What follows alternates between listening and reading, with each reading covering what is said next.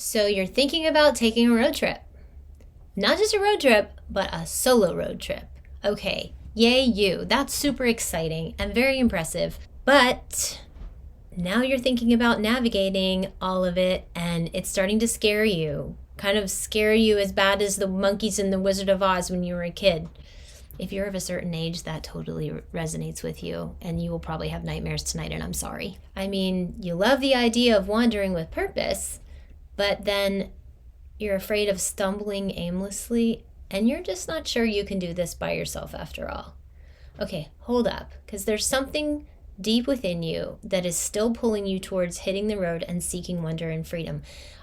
If this is you, I see you and you can do it. And while I'm pretty sure I could create an entire YouTube channel just to help people with road trip navigation, today I'm going to boil it down to 5 super practical bits of advice about navigating while you're on the road. So no matter how much advanced planning you do, these 5 tips are going to ensure that your road trip goes more smoothly. Hi, I'm Bing from Wonder Bing Travel, and I have been where you might be.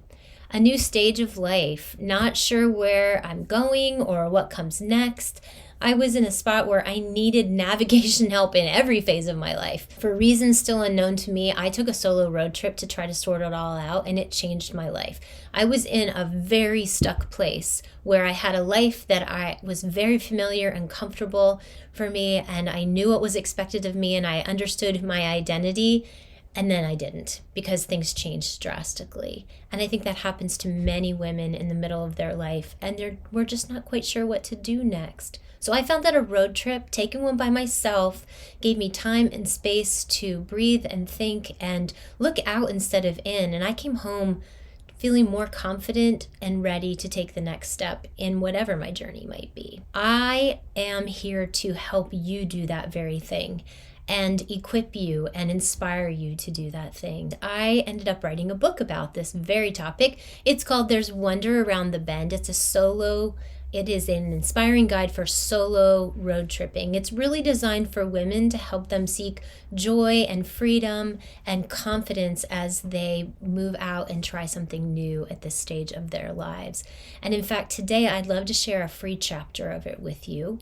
If you would click on the link below in the description, you'll find a link for wonderbingtravel.com/sneak peek, and you can download the chapter called Going Solo, which is really a framework that explains a lot of the benefits of a solo road trip and why it's something that just might be for you. So navigation is actually the 4th pillar in this series of the pillars of planning. Solo female road trippers especially need to have a pretty firm grip on before they head out on their own, so that they are confident and so that you feel safe. So check out the playlist to learn about all those other essential pillars. I will say that navigation is the one that connects to seeking wonder more than anything else, because it's the deciding where you go that leads to all that like oohing and ahhing and the peace that you're looking for. Today we're focusing on 5 navigational tips for those days when you're on the road. So paying attention to each of these, it's going to help you start and stay on track when you want to be on track. Sometimes we don't want to be on track. But these are the 5 navigational tips. Let's dive in. So the first one, being able to reach the important stuff. Okay, without an actual co-pilot, it's vital to keep necessities within reach. And while snacks make this list as well, I'm just talking about nav items right now. So the first thing is making sure you have access to GPS. I realize at this day and age, most of us are using the nav on our phone, which may very well just be projecting on our screen. But make sure that that's ready to go before you leave every day. So your GPS, and then of course your phone would be the second one. Any map that you could conceivably need, and there will be times where you do need a map, okay? We'll talk about that more at another juncture, but yes, maps. And then the last thing that I keep with me to make sure that I have it within easy grabbing distance is just an old school folder where I've printed out information about every leg of my trip. So if I lose internet access and I can't check in at some place because I've lost my phone or whatever, I just have everything I need directionally. I have the addresses of every place I know I need to go, and I keep those in a folder next to me. So let me just say for now that having a real hold it in your hand map is a crucial part of a road trip.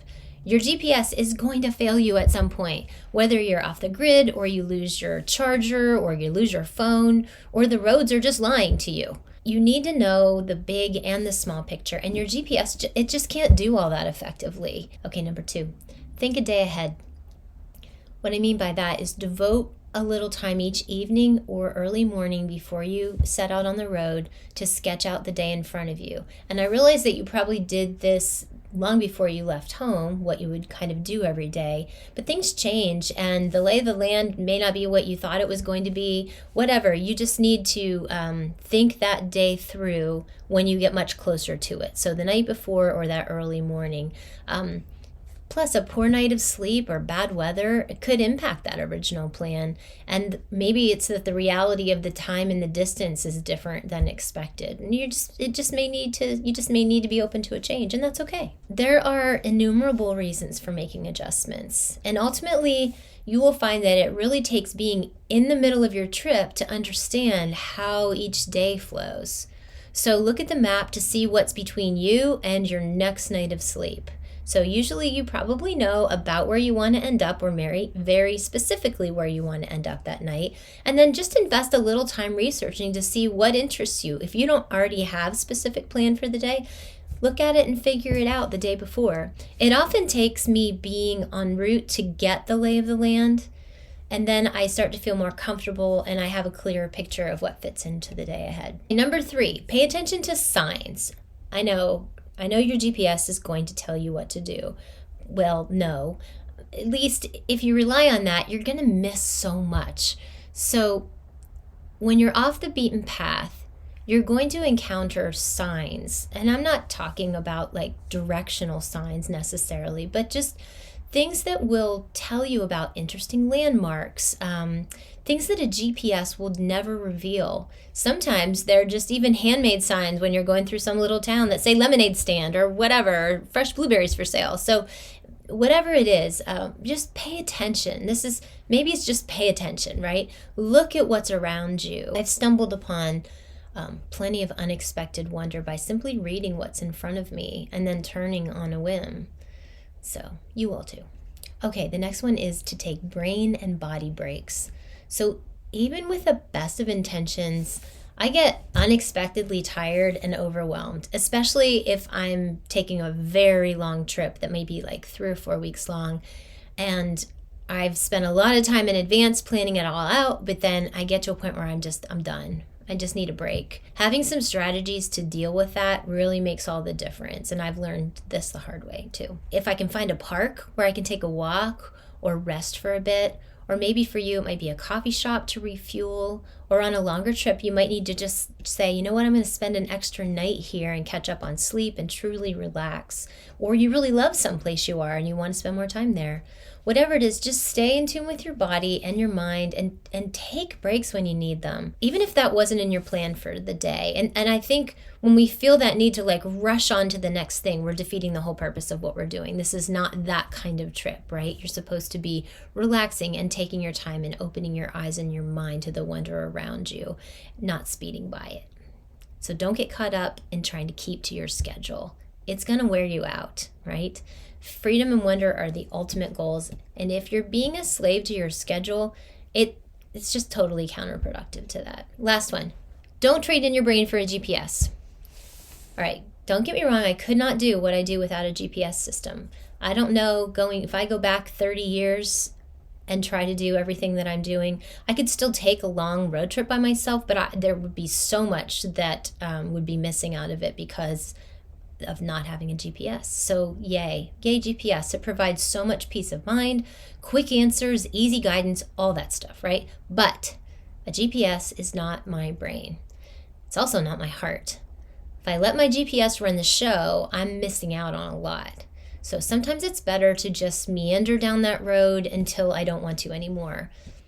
Not to mention, you kind of have to work hard to actually convince your GPS to take the most wonderful routes. You have to trick it a lot of times. And that's not the point. And I don't want to listen to, in 1.2 miles, take a right turn onto. That is not a road trip. That is getting from A to B in a direct way. And that's just not what it's all about. Okay, I have to show you my sweatshirt too. I don't normally wear things with labels on them for videos, but this is one of my favorite sweatshirts, partly because it has part of the name of my book in it, Bend, Wander Around the Bend. But I bought this long before I named the book. I was in Bend, Oregon.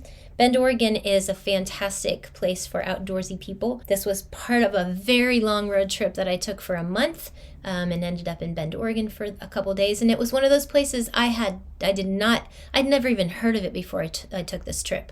And I did not learn about it until I was about 2 weeks in. So this was an off the beaten path kind of choice, and one that I'm really glad that I did. And I navigated my way to Bend, and I ended up spending an extra day there because I needed rest. Feel Let Wonderbing Travel be your guide for freedom and wonder on the road, and let me help you find joy in your journey. I'll see you out there.